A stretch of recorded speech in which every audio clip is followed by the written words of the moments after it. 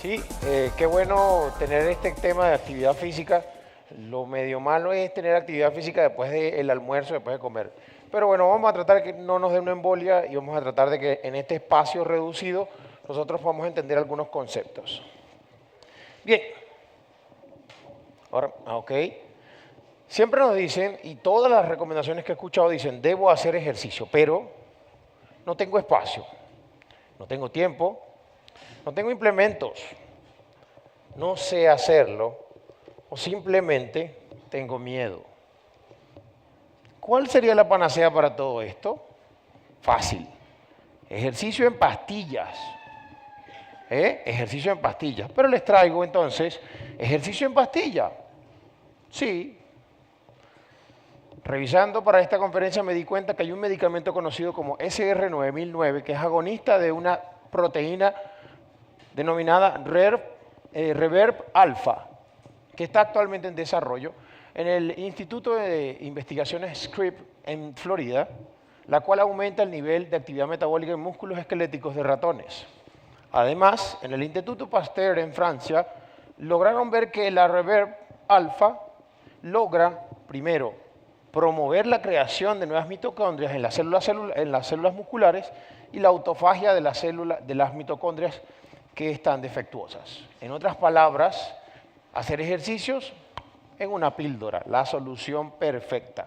Y yo dije, ya me dejaron sin trabajo, me votaron, o sea, me dejaron sin trabajo y dejaron sin trabajo a todas las facultades de educación física del mundo y de deportes y ciencias del ejercicio. Pues no, déjeme decirle, todavía está en ratones y bueno, hay una filogenia suficiente como para saber que de ratones a humanos todavía falta un trecho más o menos largo y no es tan fácil.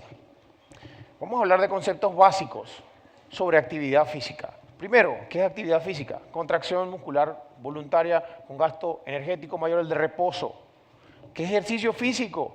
Ejercicio físico es actividad o movimiento que tenga como estructura, programa y sistema. O sea, que sea sistemático, programado y estructurado. Y que tenga como objetivo mejorar uno o más de los componentes de la aptitud física. O sea, fuerza, resistencia, flexibilidad, cualquiera de estos. Y por último, el deporte. El deporte es cualquier actividad o ejercicio que tenga frecuencia, intensidad y duración determinada y que además tenga reglamentación de competencia.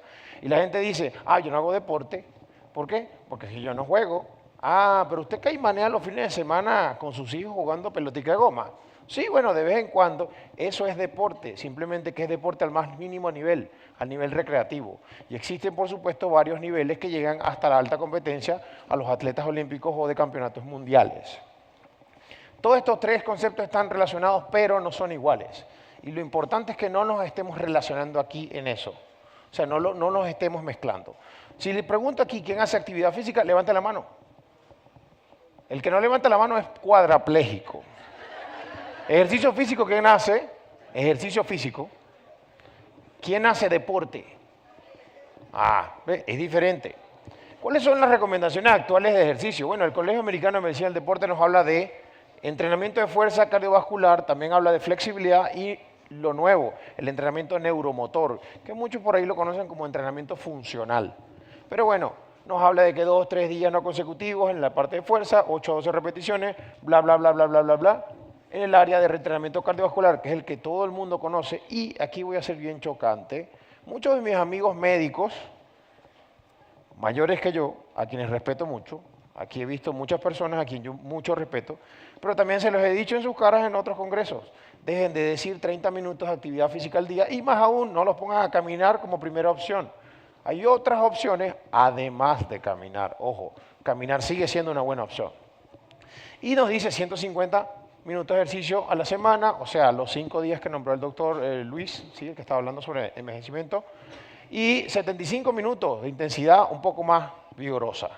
Sí, hay varias formas. Pero entonces, ¿por qué hablamos de espacios reducidos? ¿De dónde vienen los espacios reducidos? No adecuación de espacios urbanos, falta de áreas verdes, falta de conciencia colectiva saludable, ¿sí? La gente no está pensando en conciencia colectiva saludable. Y por último, la crisis económica y, más aún importante, la inseguridad. Eso todo nos lleva a encerrarnos en las casas y hacer ejercicio dentro de nuestras casas o dentro de nuestros colegios, dentro de nuestros sitios de trabajo. Cada vez más están surgiendo algunas instalaciones deportivas o de ejercicio físico dentro de las grandes empresas. De hecho, para evitar perder tiempo, las hacen justo en pisos completos. ¿Qué otra cosa podemos hablar sobre esto? Pero la gente sigue diciendo, no tengo tiempo, no tengo implementos y o simplemente no sé. Les traigo nada más y nada menos que las nuevas tendencias. Conozcan a Gretchen Reynolds, una periodista del New York Times que escribió en mayo de este año un famosísimo artículo denominado El entrenamiento científico de 7 minutos, basado en estos dos señores, directores del Instituto de Rendimiento Humano de Orlando, Brett Klika y Chris Jordan, quienes escribieron, circuito de entrenamiento de alta intensidad solo usando el peso corporal. Cómo obtener mayores beneficios con menor inversión de tiempo y de economía. ¿Pero qué es un entrenamiento de alta intensidad en circuito? ¿Qué es eso? Bueno, es un entrenamiento que combina ejercicios cardiovasculares con fuerza en el mismo entrenamiento, alternando movimientos de segmentos diferentes del cuerpo y alternando intensidades. Muchos aquí jóvenes dirán, profe, eso es insanity, eso es CrossFit, lo que está en boga. Pues no, señores, sí, no. O sea, muchos aquí, como dije, conozco mucha gente, la doctora Betty Mente, que es una entusiasta del ejercicio, ya de eso lo conocían hace mucho tiempo, el circuito. ¿Por qué? Porque les puedo hablar de que el precursor del entrenamiento por circuito se llama R.E. Morgan y el señor G.T. Anderson en la Universidad de Leeds en Inglaterra en 1953. ¿Qué quiere decir? Que los entrenamientos por circuito no son nuevos. ¿Sí? ¿Y qué es? Bueno, simplemente lo que les acabo de decir, pero se manejaba la intensidad de una manera diferente. No es sino hasta finales del siglo XX, principios del siglo XXI, cuando aparecen estas personas. El doctor Martin Gibala, sí, el que está pedaleando ahí, tiene 2 PhDs y está pedaleando. Hizo un trabajo junto con su compañero John Little, ¿sí? Uno de los trabajos en su doctorado, que simplemente vio cómo que la gente hiciera más ejercicio en menos tiempo. Y bueno, se tomaron la tarea de hacer un trabajo tomando 60 segundos a alta intensidad con 75 segundos de descanso, realizando de 8 a 12 ciclos. Y el más conocido de todos, el doctor Izumi Tabata, que así como lo ven ustedes ahí, entrena como nadie. ¿Sí? Hizo un trabajo que en 4 minutos, a esa altísima intensidad, lograba primero con patinadores olímpicos y luego con personas obesas, logró grandes beneficios y simplemente le dio a los japoneses, entrenen menos en el menos tiempo que tienen y van a tener la suficiente cantidad de beneficios.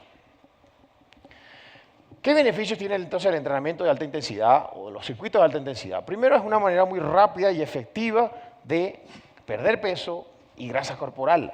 Y esto se explica sobre todo por esta curva. Fíjense, cuando nosotros entrenamos, hacemos un gasto de oxígeno.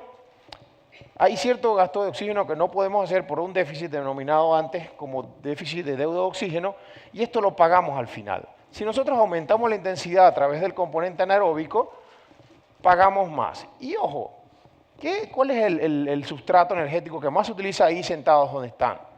Carbohidratos para el cerebro, ¿no? ¿Y el resto? ¿Y el resto dónde va? ¿Cuál se usa? ¿Sí?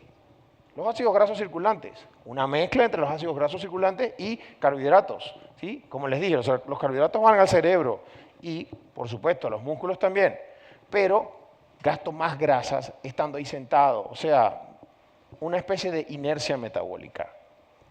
¿Por qué? Por componentes rápidos de restablecimiento de ciertas reservas y todo este montón de cosas en el componente lento. ¿Por qué? Porque tengo que pagarle al cuerpo haber hecho una turbulencia tal que me sacó de mi estado de reposo. ¿Qué otros beneficios? Es eficaz en variables metabólicas como glicemia, insulina, flujo sanguíneo, presión arterial, aumento del VO2, del consumo máximo de oxígeno con menor volumen de entrenamiento, y inclusive se han visto muchos trabajos en donde hasta con 8 minutos solamente se mejora considerablemente la sensibilidad a la insulina por el músculo. Bien, ¿cómo yo entonces les puedo hablar sobre pautas de diseño de un Entrenamiento por circuito efectivo. Primero, promover fuerza con grandes grupos musculares. Segundo, mantener un equilibrio entre lo que hagas de fuerza y aeróbico. Tercero, que sea modificable, que sea adaptable para todas las poblaciones. Cuarto, ser seguro. Quinto, versátil. Y por último, permitir una transición rápida y efectiva entre los ejercicios. El orden de los ejercicios debe permitir esta alternabilidad de entrenamientos. El número de ejercicios es entre 8 y 12 ejercicios, pero no existe un número exacto. Pueden ser 4 ejercicios, pero generalmente se pide que sean variables, que por lo menos trabajes 4 ejercicios para que puedas trabajar varias zonas del cuerpo. Duración de los intervalos entre 15 y 20 repeticiones o su equivalente en tiempo, 30 segundos. Descanso entre intervalos por debajo de los 30 segundos. Y por último, el tiempo total de ejercicio que sea entre 4 y 20 minutos. Fíjense, todo esto concentrado, tan anaeróbico como la presentación que estoy haciendo ahorita, ¿sí? Muy anaeróbica. Y por último, les digo, esto es la conclusión de mi conferencia. El famoso entrenamiento de circuito científico de 7 minutos de alta intensidad con solo peso corporal que brindó Gretchen Reynolds al mundo luego que estos dos señores desde el mundo científico lo brindaron primero. ¿Quiénes de las personas que nosotros tratamos tienen acceso a revistas arbitradas? Muy pocas. Y los que tienen acceso no entienden absolutamente nada. ¿Qué hizo esta periodista? Bajó a términos mundanos y fáciles esto. Fíjense con todos los movimientos que realizan y combinan. Son 30 segundos cada uno, 10 segundos de descanso, solo peso corporal. El único implemento que utiliza es una silla que puede estar en cualquier lado. Esa silla donde está se puede utilizar. Son alternados los segmentos corporales de intensidad y tiene un total de tiempo de ejercicio de 7 minutos y medio.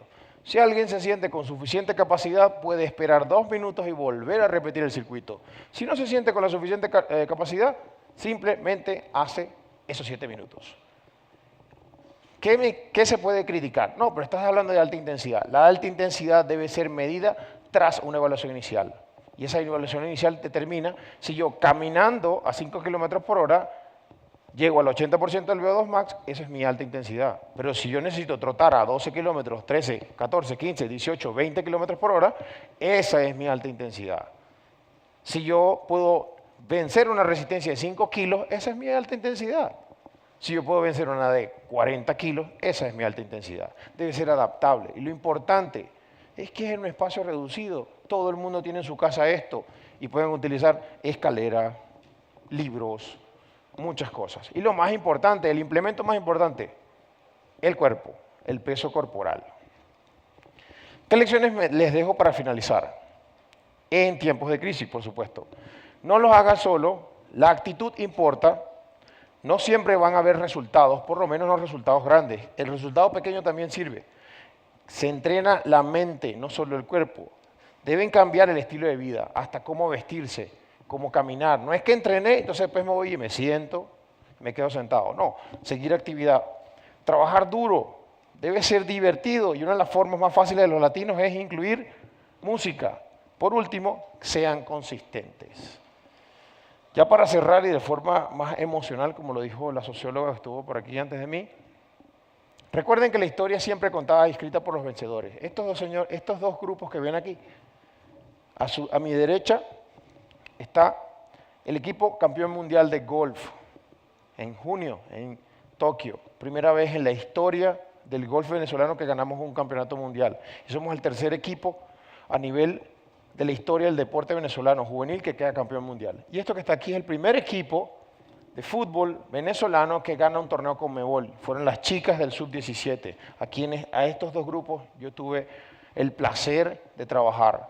Y de verdad me siento que puedo escribir nuestra historia. Por último, y ya para finalizar, este pensamiento. Cuando piensas que has dado lo máximo de ti, simplemente no te diste cuenta que acabas de comenzar en un nivel superior. Yo tengo a todos esos atletas y tengo a mucha gente, pero mis verdaderos atletas hoy en día son estos. Muchas gracias.